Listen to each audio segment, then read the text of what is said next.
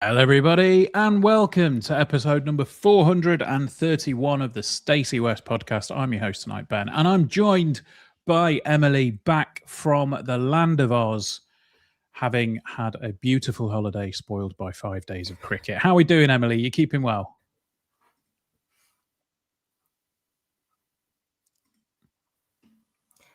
Yeah. Oh, it's good to be back, Ben. It's good to be back on the pod. Emily reunited once again. But yeah, had an incredible time. Had an absolutely amazing time. Just wonderful. Absolutely loved it. It's hard to sum it up. People keep asking me, "How was your holiday?" Just did so much stuff, saw so much stuff. It's really hard to sum it up, but it was just amazing. Really great. Loved it. But good to be back with you all. It's good to have you back. It really is. I mean, if you had to give us a highlight, I'm sure there will be many, but if you had to give us a highlight, go on. What was the best bit you did? Well, on the flight home, to while away some of the time, me and my dad did have a think about our top 3 highlights of the trip.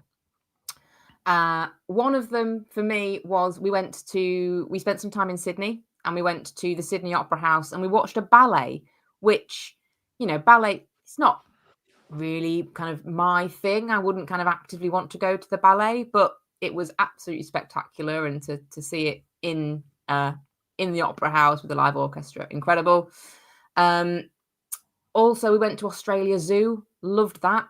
Absolutely loved that. Brought back lots of childhood memories of watching the Crocodile Hunter and Steve Irwin all around the place. What a good bloke he was. What a really good bloke. So loved that.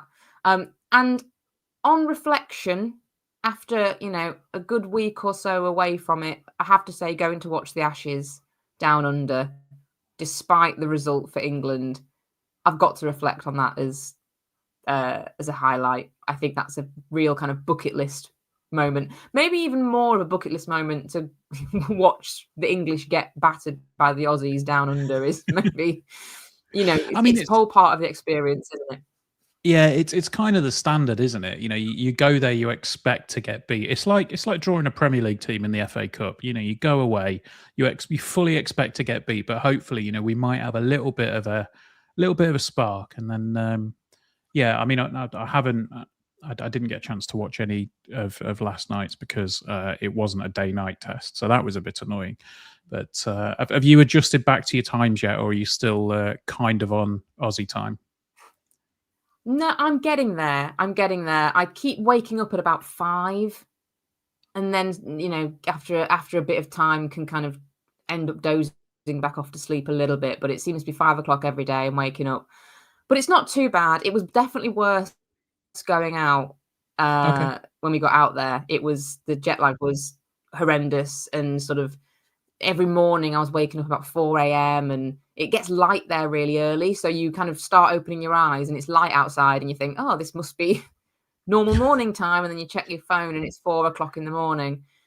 And then you're trying to nod back off or seeing if you can get back to sleep for a couple more hours. And there's a kookaburra outside your window laughing. And you think, you just lay there thinking, I'm in Australia. I really am in Australia. There's a kookaburra outside my window, waking me up every morning with its kind of, that noise that's so sort of iconic. But yeah, getting back to things now. Getting back to work was a bit of a shock to the system. Oh, I can imagine. And the weather here, and it's so dark. Why is it so? Has it always been this dark? Well, I don't know, to be honest. And it was one of the funnier things that that we said to Charlie when he came back. He was like, I'm used to being in Gibraltar. I mean, obviously, it's not quite the same level as Australia, but coming back and then just having, what is this thing? It's cold. This is not right. But yeah, your dad does say Joe Root's 100. That was an obvious highlight, I think, there for you. So no, as I say, it is fantastic. Great to see that. A great moment. Yeah, it's fantastic to have you back. It really is. Yeah, hopefully we can have a good old chat about all things Lincoln City. Before I We'll do do our start, best. yeah, absolutely. I do have to put a very quick shout out to a certain Mank Imp in our Discord, who is Chris Keneally, because I did promise him that I'd give him a little plug. We have finally had our kitchen finished, so I won't be talking about that anymore. But Chris did the flooring in there, and he's made an absolutely stellar job of it. So if you want any flooring done, give Chris a shout, and he'll get you sorted out. And tell him I sent you. He might even give you a few quid off, or put a few quid on. I don't know how he operates these days. There we go. So that.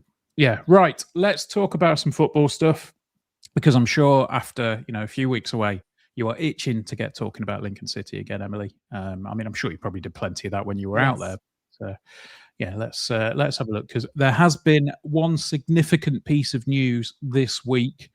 It is being reported by the Independent in Ireland that Lincoln have agreed a substantial six-figure sum, believed to be around €500,000, to secure the services of Josh Honohan, presumably to start in January when the window opens.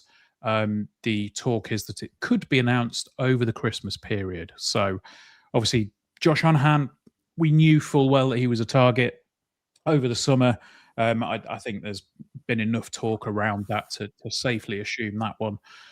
He was our top target for a left back. The deal obviously didn't come off in the summer because he would have been involved in the UEFA Conference League campaign for Shamrock Rovers. So yeah, it feels like this is actually happening, doesn't it? Because we've signed Adam Reach. He has been superb. I think me and Gary both said that he would be up there in terms of our players of the season so far on Sunday's podcast. So we haven't done particularly badly out of getting a left back in the window, but I think we might now be getting the left back that we wanted, Emily.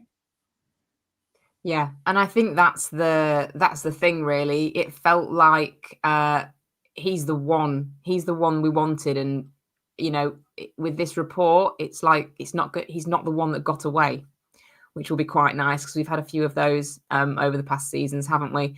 And on deadline day when we announced Adam Reach, I've said it a few times on here, I felt a bit disappointed, not because Adam Reach isn't a great player, and he has shown that he has been outstanding for us. So, in hindsight, my thoughts on that day were definitely misplaced. But he didn't feel like the kind of player we should sign or would sign. Yeah. He didn't fit the profile. He didn't fit what I anticipate Lincoln City's all about. I mean, he's proved me wrong with his performances, but Josh Honohan, he is that player, I think. He really is. And I think it sounds like a really exciting prospect for us, and it could be a very nice little stocking filler, little Christmas gift for us Lincoln City fans. Absolutely. I think if we're looking at players that we want, obviously there is absolutely no secret that Honohan was our primary target. But he's Gary's done two pieces on this. First one is obviously reporting the news. The second one is kind of an outline of Honohan's history. And yeah, I think there is a link there, several links there in terms of Danny Mandroyo obviously went back to Shamrock Rovers and played there, and it feels to me like if a player is going to come over that's with a player that has played with us previously, that's got to help out, hasn't it? I mean, I know the time with Danny Mandroyo's time didn't particularly work out, thanks to a bit of a bust up allegedly with Mark Kennedy. Well, there's no allegedly about it, is there? I think he very publicly fell out with Mark Kennedy at the time. But I wonder if that was potentially something there where he's looking at options, because he did only have I think one more season on his deal at Shamrock. So presumably he knew his time was going to be up, and he was thinking, well, where do I go? What do I do? And then to have that little, that little angel on your shoulder and just go, well, Lincoln are all right. Yeah, I enjoy it in Lincoln. It's nice. It can't have hurt the chances, can it? No, absolutely not. I think that's definitely could have a part to play in it. And also, I think looking back at our success when we've gone into the Irish market and brought players over recent the blog. But yeah, we've Jack Moylan's come over from Ireland and done really well for us. Just as one example, Oshin Gallagher. There's players that you can look at their trajectory and what their kind of path's been at Lincoln City, and hopefully he's seen that and that's helped him with his decision as well in kind of moving over. I kind of presume there's maybe quite a tight-knit community of players, and yeah, if they can see that other people on a similar path to them have done well at Lincoln City, then yeah, hopefully that all that work that's gone into bringing those other players over from Ireland and getting them in the squad and getting them to where they are now will pay off with this signing as well. Yeah, definitely. I'm hopeful that with this isn't just paper talk, but I mean it definitely sounds like this is a deal that has been a long time in the making, and will hopefully be coming true very soon. If we might get a little. Well, actually, I wonder if anyone can go up that tower at the fire station and just have a quick look over and see if we can spot any island flags. Going around the pitch or going around the stands, something like that. Might be something going on there. But yes. Look, it's fantastic news that I think we're finally getting there with Josh Honohan.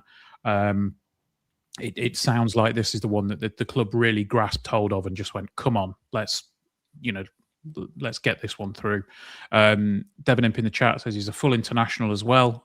Hasn't played, but hopefully if he can get forced into the island setup there, it will obviously be beneficial to us in multiple different ways. So absolutely delighted that this looks to be coming true, because we know full well that Jez's inbox was full of sign a left back all the way through the transfer window, and in the space of 6 months we've signed 2. Yes, and I think it's worth mentioning as well, he's 24 years old, so he's not a project player. He's we're not bringing a youngster over that we've got to develop over years and years, which we do a lot and we do it well, and it's definitely something that I feel like we should continue doing as a club. But he isn't that. He is a kind of ready-made player in his prime, I would say, at age 24. And we know that, Jez has spoken and said they want to strengthen the 11 in the transfer window. So by bringing in somebody like Josh, sounds like that's what they're going to do, rather than bringing in somebody, like I say, a youngster who's going to take some time to develop into the squad. Yeah, he's ready to go. 100%, and I think he's a quick one as well. He's very very, very speedy up and down the wing. So I think the other thing as well, just to put a bow on this one, we've obviously spoken about Adam Reach. I think this is going to be an interesting decision come the end of the season, because I think Reach's deal was 1 year, and I can't remember if we confirmed that there was an option on it. But the fact that if Josh comes in, he will have a player of Adam Reach's stature to learn from. I think that to me feels like a really good option for him, instead of letting Adam get to the end of his contract this season and say thanks a lot. I think he'll be, if they can work together, hopefully it will just be really beneficial in the same way that it's been beneficial for some of our strikers and James Collins.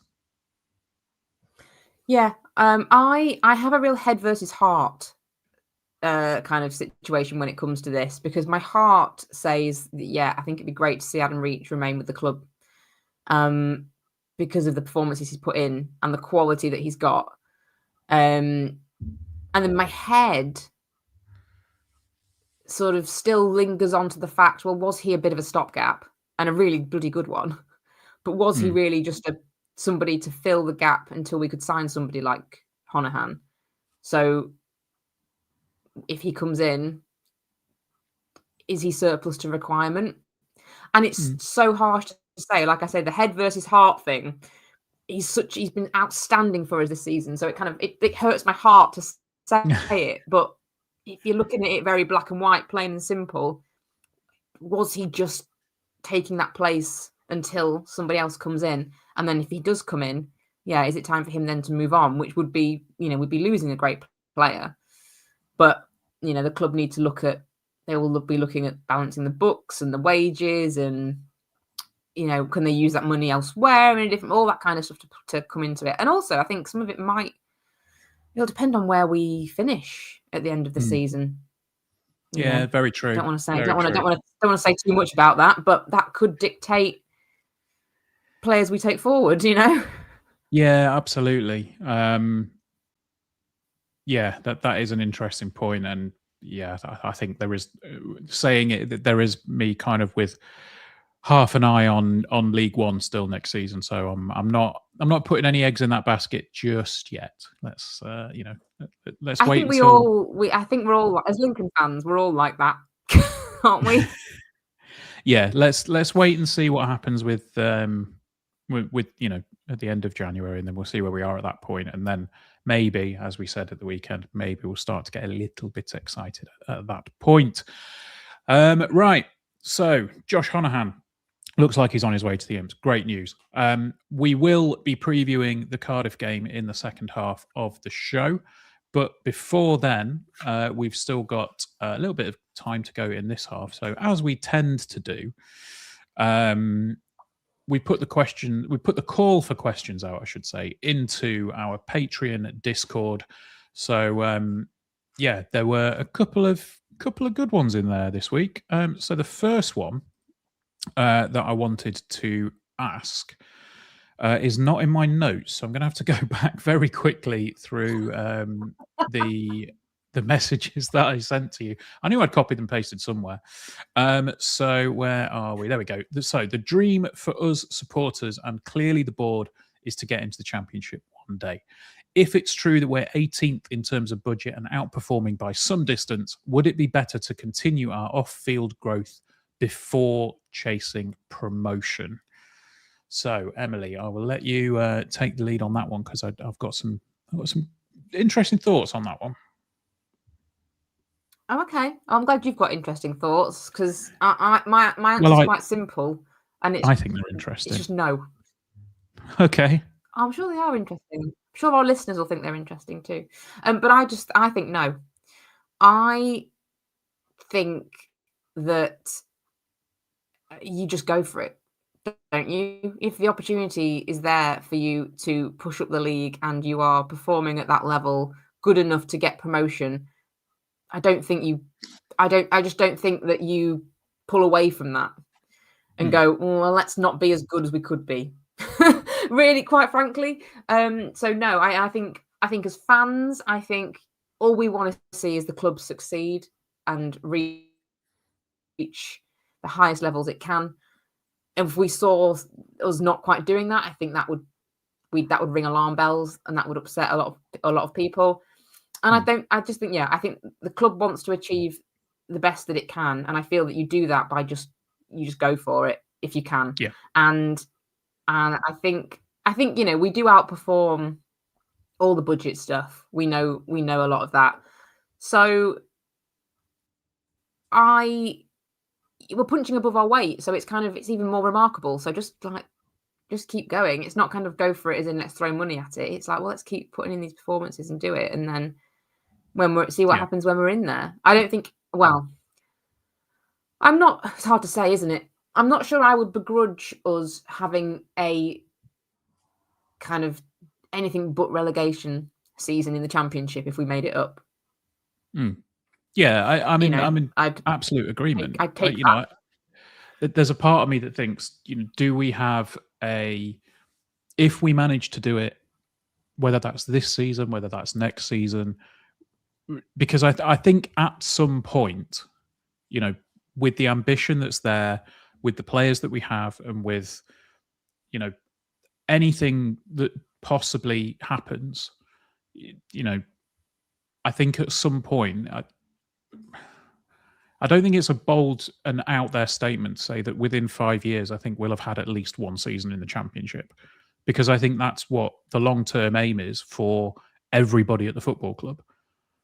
And I'm absolutely not bothered if we have, if we go up and we do a Rotherham, we go up, we come down, and then we have a season in League One, then we go back up again, or whatever it's going to be.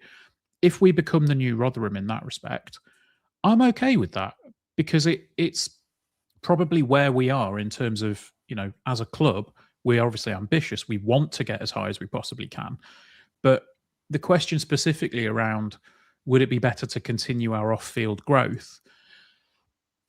I think it's the question of, is it the chicken or is it the egg? What comes first? Is it the off-field growth or is it the Championship? Because I think one will inevitably lead into the other. If we go up to the Championship, the off-field growth will naturally follow, because for all intents and purposes, everything that's been said about the club is everything off the field is Championship level. We've got the training ground, we've got a lot of facilities at the ground, and around the club, the community facilities are top notch as well. I think having the additional revenue and the additional exposure that the Championship would offer will only accelerate that growth away from the pitch. I think it's a difficult one to say, well, if we put in, we've got a lot of the infrastructure there ready to go and ready to get us to that point. It's just, we know that realistically there will have to be a lot more money put into the squad, put into the budget, put into everything if we want to be consistently in the Championship. However, I think, getting there is going to obviously be the hardest part. Totalement actually makes a very good point in the chat. It says, I think we already have been. We've got a far better position now than if we'd gone up in the COVID season. Absolutely. I think if we'd have gone up in the COVID season, it would have been, not a disaster, but it would have been very, very difficult to kind of stay there. Because that would have been if we had gone up that season in the playoff final, going back would have been the very first season without the wage cap, and we would have been absolutely annihilated week in, week out. I think in terms of the off-field growth, I think we're probably at the stage now where we're maybe as big as we can be in terms of the off-field stuff if we're in League One, and I think a promotion to the Championship will inevitably let that flow, for everything surrounding the football. It's interesting, isn't it? They were interesting. That was interesting, Ben. Don't do yourself down. I found that very interesting. But yeah, I'm just thinking about, and kind of really off the top of my head, this might be sort of inaccurate, but when you think of the big clubs in League One, and you think about the clubs that we kind of associate with having big off-field infrastructure and everything else, off the top of my head now, kind of rattling through the league, they've all had Championship or above experience, haven't they? There aren't many of the clubs that have kind of come from down up like we have that you would say, like, yeah, they have just got Championship level off the field stuff. So, I mean, you're looking at the likes of very good point.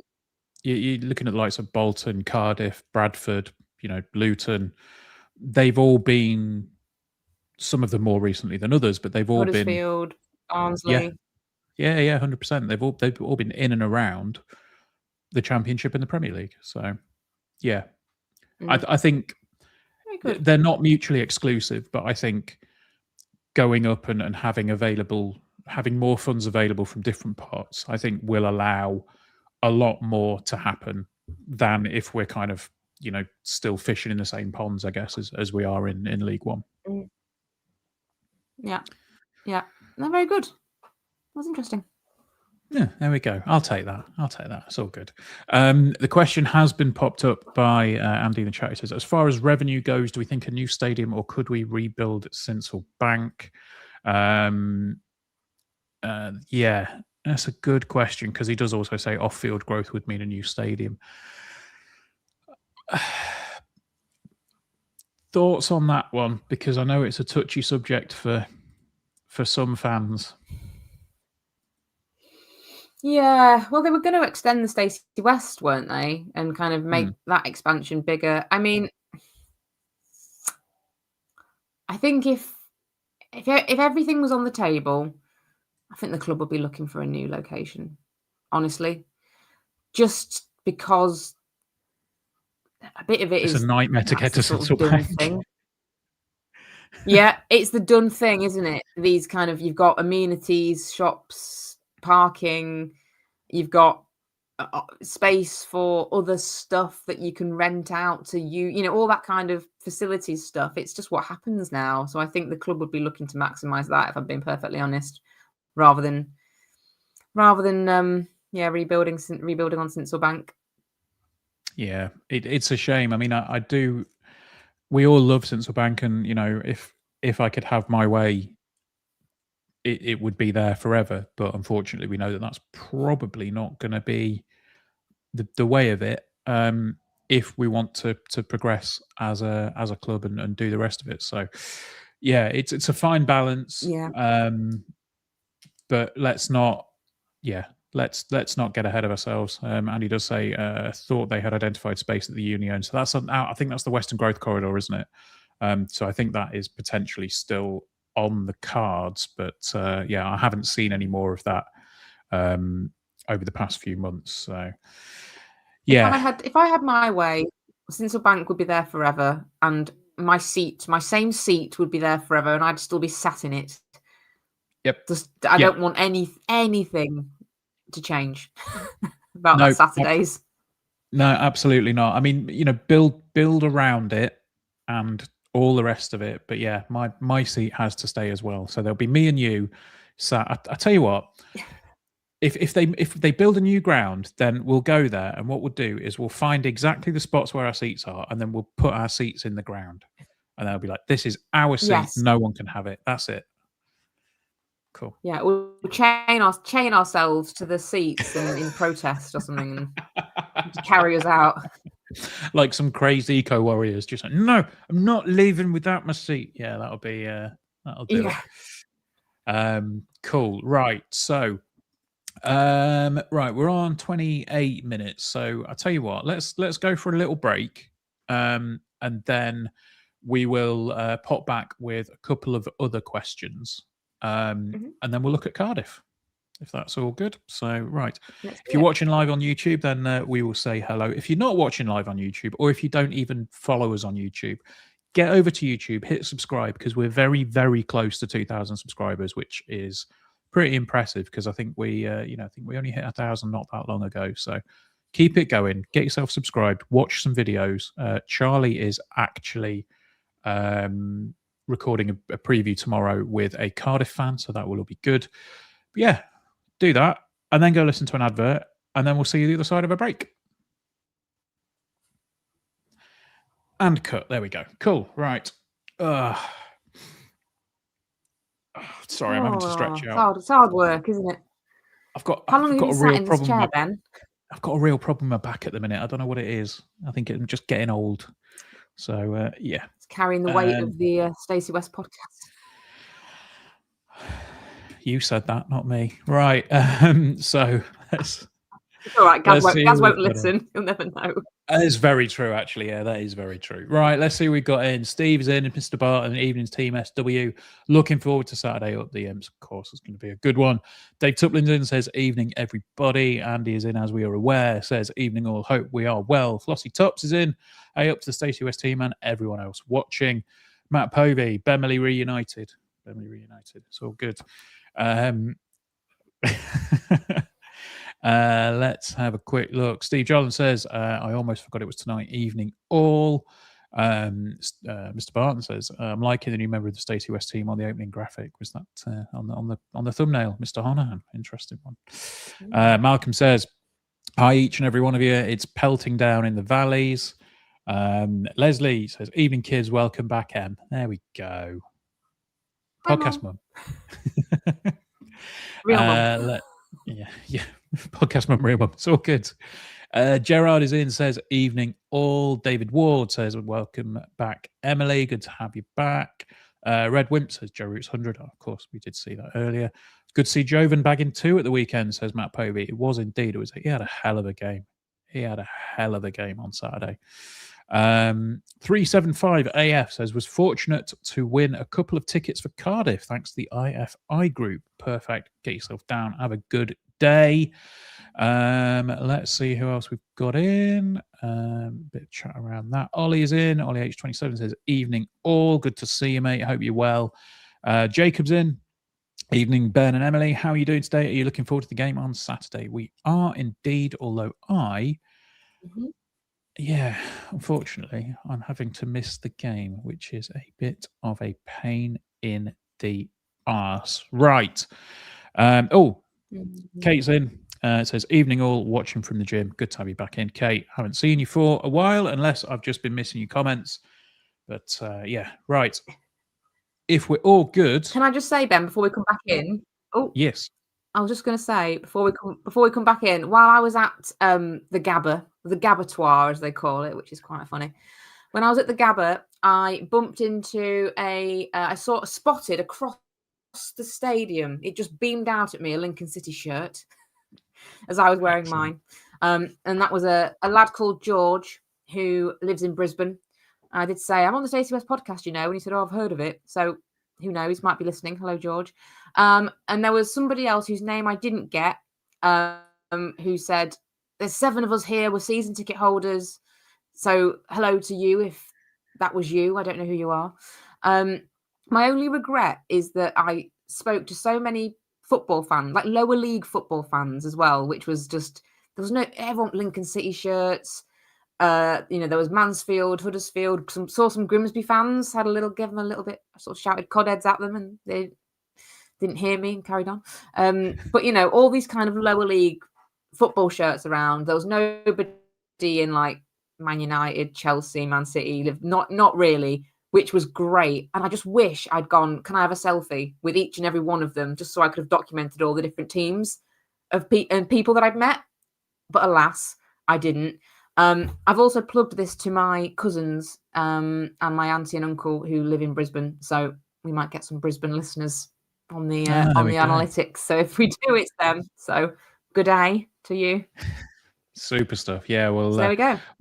What I'll do is I'll put that actually in the podcast, because that's going to be after that'll be before we come back in, and so I'll do some audio trickery. I'll put that back in. So yeah, right. Okay. We will come back. That's right. In 3, 2, 1. There we go. That was an advert. And if you are listening back, Emily is going to have some plugs that we're going to drop in right now, and it will be absolutely seamless, because apparently that's what we do with audio editing. So here are some plugs from Emily. That was fun, wasn't it? Yeah. For those watching live on YouTube, they will have absolutely no idea what has just gone on. But yeah, that's all good and fun. Right, let's get back into some questions. I think this one was from Scunny Imp in the Discord. He says, "Do you think clubs will see the size of the Honohan fee and think Lincoln have got some cash to spend and they're going for it? And also, do you think we will move up the budget table as a result of this move, if it happens?" So yeah, let's look at the first part of that first. Do you think clubs will see the size of the Honohan fee and think Lincoln have got some cash, we're going to go for it, Em? I think they probably will, because I look at us spending that money and I think, oof, we must have a bit of cash to spend. So if I'm thinking it, then surely other people must be thinking it as well. And this is why, isn't it? This is why the very frustrating undisclosed fee is used so much these days in football, is to just kind of mask how much clubs are spending, what fees are kind of being bandied about, so that other teams can't get, ahead of that or gazump you, or try and put their player costs up and all of that sort of thing. So for me, I think that I'm sure other clubs will be looking at that and thinking, that's a nice big move for little old Lincoln. Because that's what I'm thinking too. So I agree. I think ultimately, and I think it's kind of been sort of semi-confirmed that the undisclosed fee is probably one of those where everybody knows anyway. Like, everybody talks to everybody. It's just, it just feels a bit weird. You've got so many agents, so many players. Players will talk to each other. Agents will talk to each other. Agents will talk to other clubs. Like, the undisclosed fee at this stage feels a little bit redundant because somebody will know the full details and it will all come out in the wash anyway. But I get the point. But I think I think it will probably make a little bit of a difference to what clubs are maybe asking for players if we're interested in them, if we're asking, if we're after them. However, I don't know if it would necessarily make too much of a difference to what we would potentially end up paying for the player that we're after, because I think, when was it? It might have been at our live show that we did. It might have even been on one of the deadline day lives. But I think Jez and Liam have both said, we're not pushovers. We're not going to go in and just roll over if you tickle our bellies for a player. The club will still negotiate, and they'll still negotiate very hard. What I think the Joven deal has done is potentially allowed us to maybe have a seat at a slightly bigger table than just, we're at the kids' table, we're feeding off the scraps or whatever. But the interesting point around this is actually that this deal was rumoured for Josh Honohan before the Joven transfer had even come to pass. So the club were obviously going to be looking to spend that kind of money anyway. And obviously at the time, I think the rumoured fee was around 600,000 euros. So it was probably a bigger fee back in the summer, obviously because of the contract situation with Josh.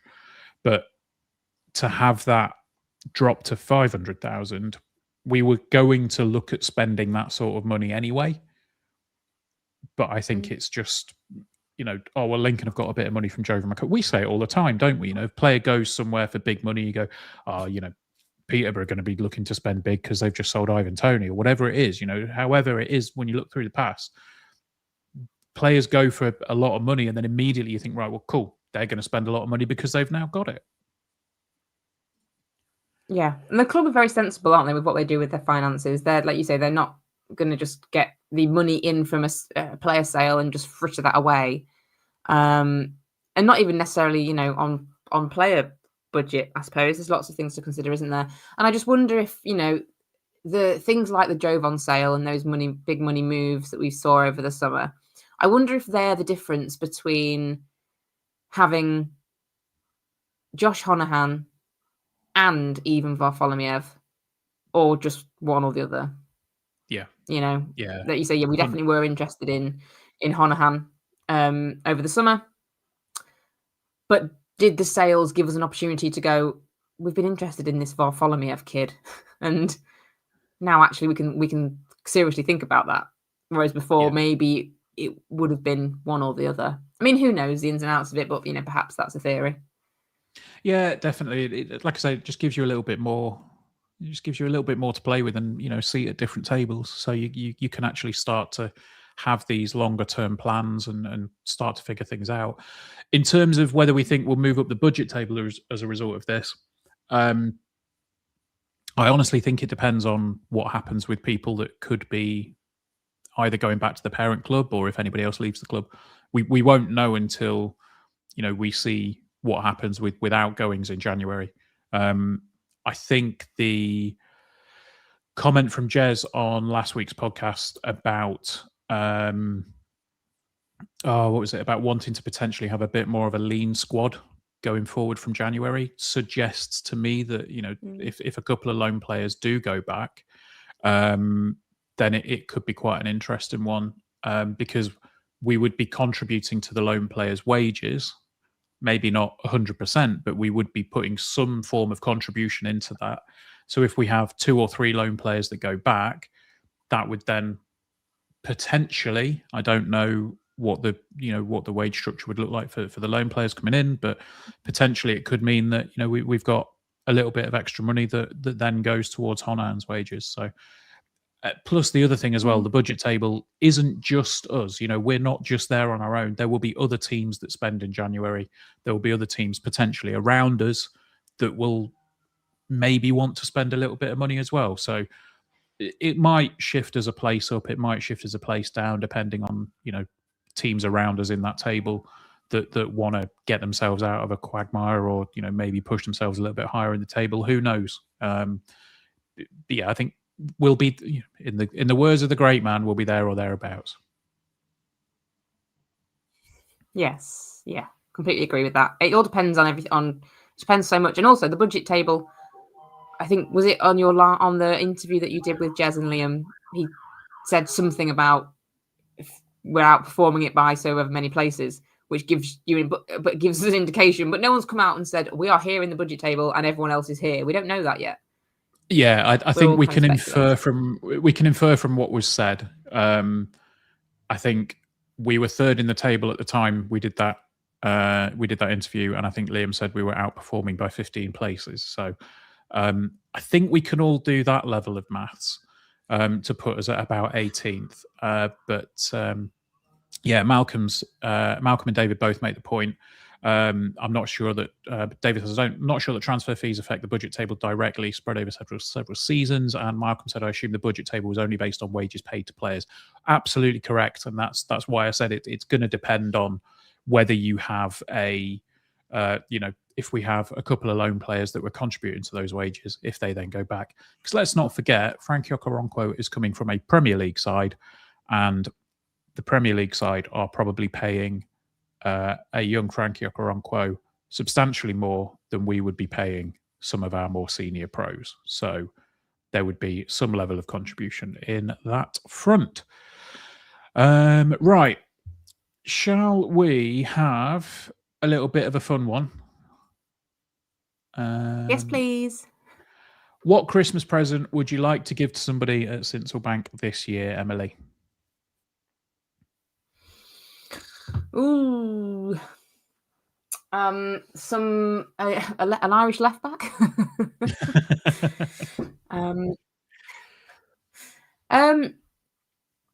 I think something what's gonna keep Bovril, an electric blanket, and some vitamin D tablets. I'm trying to think of things to get you through the winter. What's going to get you through the cold, wet, a cagoule, things that are going to get you through the winter so that we come out on the other end of this Christmas period in a good place. Fair enough. There we go, something like that. Okay. I mean, my initial thought was, I'm sure he's probably already got one, but I would like to give I'd like to give James Collins a PS5 Pro and a copy of Red Dead Redemption 2, because he's going to be resting up for a little while. And Red Dead Redemption 2 is a big old game, as I'm sure Chris will attest, that he can, get his teeth into. So he's passing the time while he gets over his surgery, which I think will probably have happened by now, actually. The club said it was this week. So, yeah, just something to pass the time. It's not on the NHS, is it, that one? No, I think the club can probably pull some strings on that one. That'll be all right. But I think something to help him pass the time a little bit. We did say off air that unfortunately it's slightly too late to get a big ball of cotton wool or bubble wrap to sort of put around all the players. Also, a gift that I would like to receive is or the ability. I don't know if it's probably a gift, but I would like the ability to block any emails that go to our football team, football leadership team rather, to make sure that they don't get any emails inquiring about our players. That would be very nice. Actually, Malcolm has put a very good point in here. He says, give them all copies of Gary's new book, the Who's Who EFL Era Lincoln City 2017 to 2025. There you go. Perfect plug. Thank you, Malcolm, for the opportunity there. Right. Another available in all good bookstores. Indeed. Right. So another quick one. Which player is top of the naughty list and which player is top of the nice list, Emily? What a good question. Naughty list for me, it's Riley Towler. All those yellow cards. Tut, naughty Riley. You know what? I can't look too far off that one. That's a pretty good one. I was gonna I was gonna say maybe, he's not with us anymore. I mean, he's just gone to another club. He's not gone. I'm going to say Sean Rowan, because although it was an innocuous challenge, you've taken Colo out of the equation, mate. Yeah. It was, it was very naughty, but yeah, that one's maybe a bit harsh. But yeah, all right. If we have to pick a Lincoln player, I'll go with Riley Towler as well. So who's on the nice list then? Who's on the nice list? Well, I like them all. They're all doing so well. But I think I'd put Freddie Draper at the top of the nice list because he's worked really hard this year. Yeah. He's been a good boy and he's worked really hard and he's done put lots of effort in and he's done his best and he's changed his habits and his lifestyle and he's been a very good boy. You know what? There we go. If ever you wanted a career change, you could be a primary school teacher. It would be... yeah. That's dealing with the stepchildren for you, that is. Yeah, I think I would probably go with Ivan Varfolomiev for a similar reason. He's worked really hard. He's had to move to a new place. He's got all his new friends in his new in his new area. He's having to learn a new language, and he's doing very, very well. And he is probably the smiliest man on the planet from all of this footage that we've seen. He just looks like he's, having an absolute whale of a time. So for me, Ivan Varfolomiev goes on there, onto the nice list. So there we go. Right. I love that. Yeah. Okay. So cool. Right. I'm just having a very, very quick scroll through the Discord to see if there are any other quickfire questions that I can spring on Emily, because that's always fun to do, is just drop a question on somebody that they're not thinking about. There is one that is a little bit involved, so I'm not going to be that cruel, Emily. I'm not going to drop that one straight on you. Thanks. So I'm a bit jet lagged still. Give it a break. You were fine earlier. You were fine 20 minutes ago. It's all great. It's just going out there that's the problem. I play the jet lag card whenever I need a get out clause or something at work. How long can you do that for? Is the question. I imagine you can't do that for too much longer. Okay, New Year. Yeah, that's fair enough. Yeah, that'll do you. So, right, okay. A couple of bits here.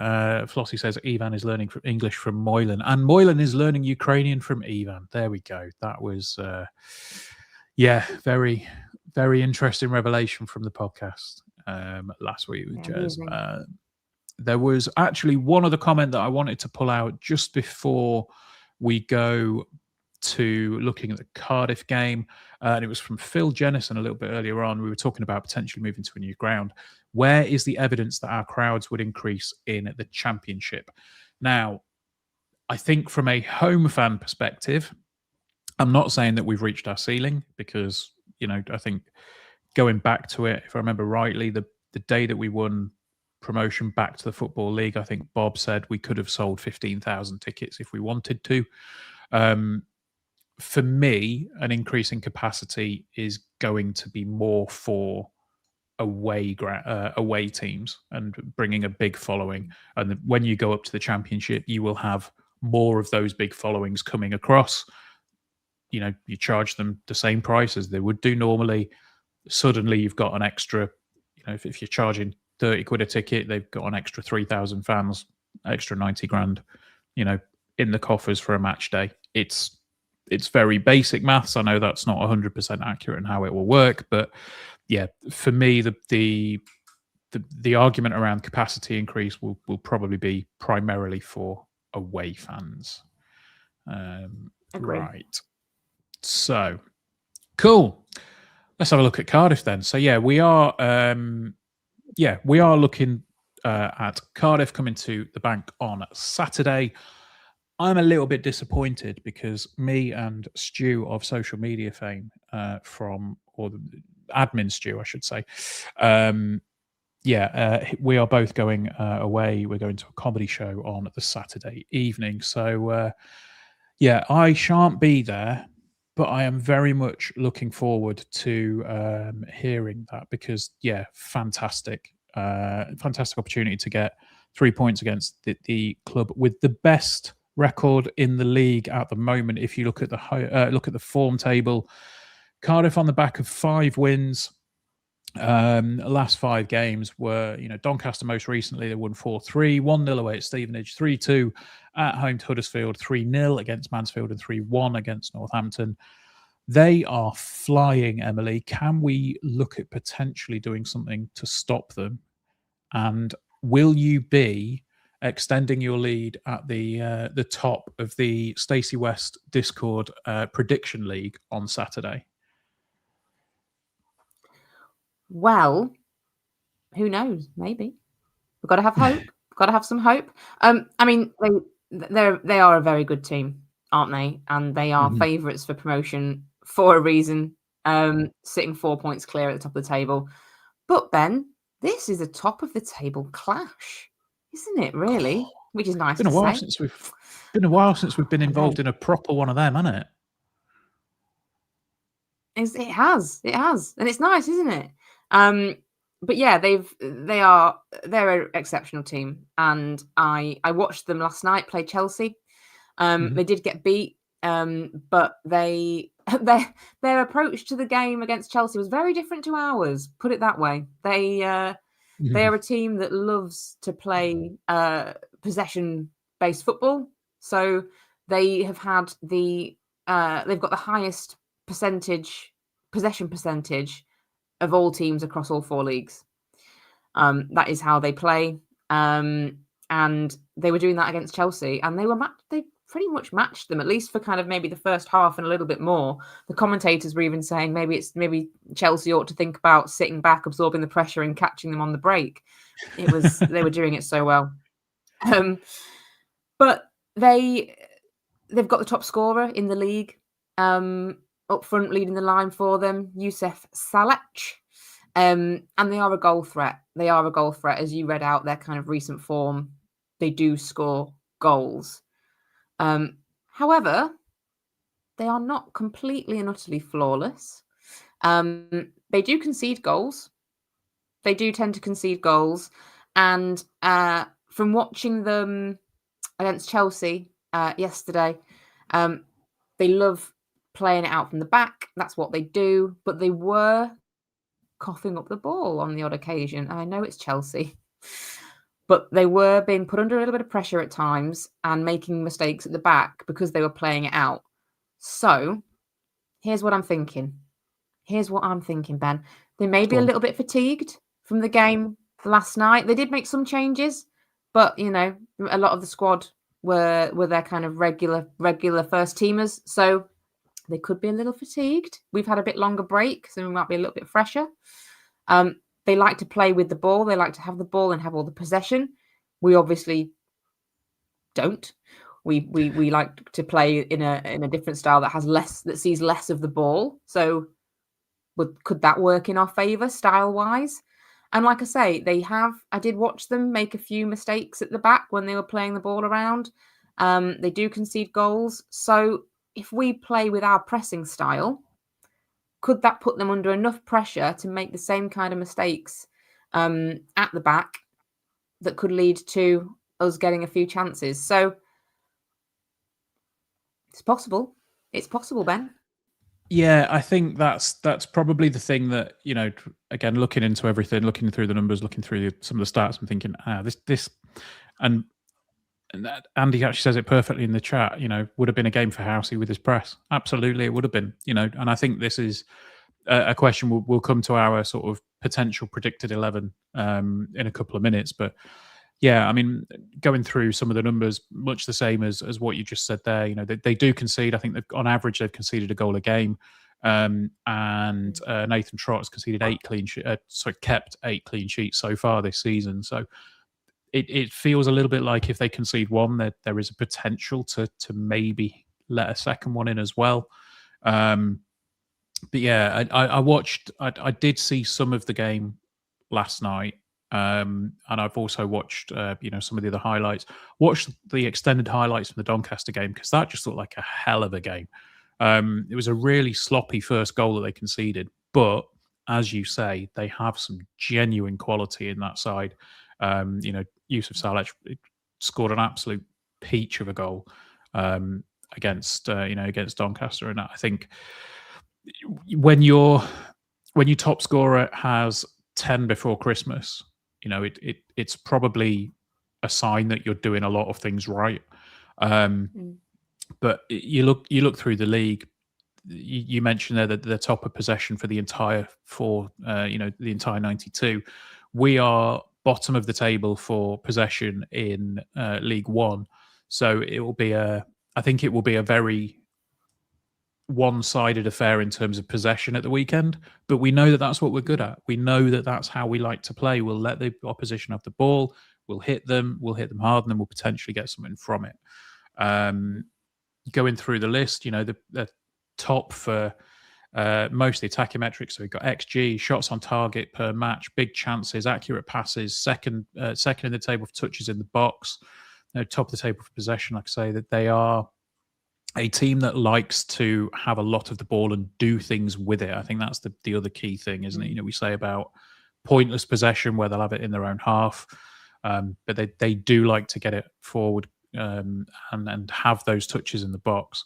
The one thing that I did find quite interesting, they are bottom of the league for tackles and 23rd in the league for fouls. So that suggests to me that if you have somebody that potentially likes to run at them, they might give them a little bit of space. So does that potentially give the opportunity to somebody like Jack Moylan to work a little bit of magic? Could be an interesting one. Absolutely. Yeah, absolutely.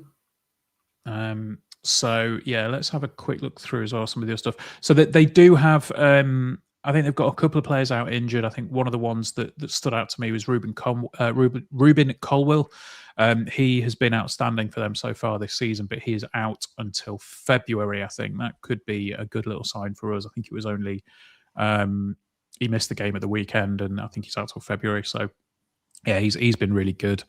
Then just going through a couple of the other sort of more key players, Nathan Trott in goal on loan from Copenhagen in Denmark has been very good. 8 clean sheets so far this season, and from all the stats, looks like he's got decent distribution as well, so could be a difficult one to break through. Then, as you say, you've got Saleh, 10 goals, 3 assists, 1 of each against Doncaster. I think the thing that, and this sounds like such an obvious statement, so I apologise for for how obvious it sounds. If we keep him outside the box, we might be okay, because he's only had 3 shots outside the box so far this season, and only 1 of those has been on target. Everything else has come within the 18-yard box, and a lot of it has come forward of about 12 yards. So if we can potentially try and mark him out of the game, could be an interesting one. So yeah, keeping him quiet is obviously going to be the key. And then the final one for me to sort of pick up, Joel Bagan looks to be their player of the season so far. He's done excellently across a load of metrics. 24 years old, left back, seems to me to be the kind of player that we may be wanting to sign in Josh Honohan. I think could be that kind of player for for Cardiff. He's got 1 goal to his name this season, but yeah, he looks like he's the real deal as well. So yeah, do we have anything additionally on Cardiff before we look at our potential starting 11? No, that was a good little stats nugget. I like that. That was really good.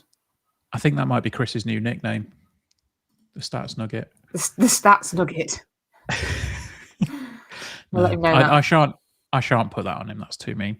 So yeah, right. I mean, obviously, the 11 last week was a bit strange against Blackpool in that we went with a 5 at the back. People were probably expecting to stick with the 4. Any thoughts on whether we will stick with that 5, or do you think we'll go back to the 4? I've got my own thoughts on that one, so I will let you take the floor first. Yeah, I think we'll go back to the 4. I think just being at home, got to have a bit more about us, I think. What do you think? Yeah, I think we'll probably go back to 4, and barring any injuries, I would probably expect to see mostly the same as the Barnsley game. Maybe, and this is again probably in a bit of hope more than expectation. Maybe have Eric Ring come in for Dom Jeffries. Have Rico out on the left, Eric Ring on the right, because I think that would give us a lot of pace and opportunity down the flanks. Obviously, it does depend on, like Jez said at the weekend, if he's proving himself well enough. And then the big question for me is, do we start with Rob Street or Freddie Draper?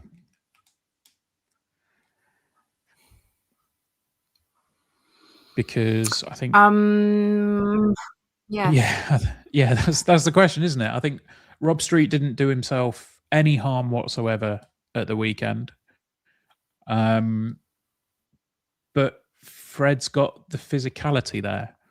So if we want to be playing a heavy press against Cardiff to potentially force those kind of mistakes, I'd rather have Freddie Draper up there. But then Rob Street scored at the weekend and he looked pretty sharp, so you can't really drop him. So it's an interesting one, isn't it? Yeah, it really is. And I think you're absolutely right. There's benefits to both of them. But I think what sways it for me is, as you say, that physicality that Fred could bring. So yeah, maybe I'd like to see Fred. Yeah. So the only other potential thing there that I did think about is if we have Jack Moylan on one of the flanks, Rico Hackett on the other flank, and then we have Freddie Draper in that 10 to give us the ability to press, with Rob Street playing ahead of him so that he can get in front and Fred can provide the assists or can provide the backup role, allow Street to get forward a little bit more.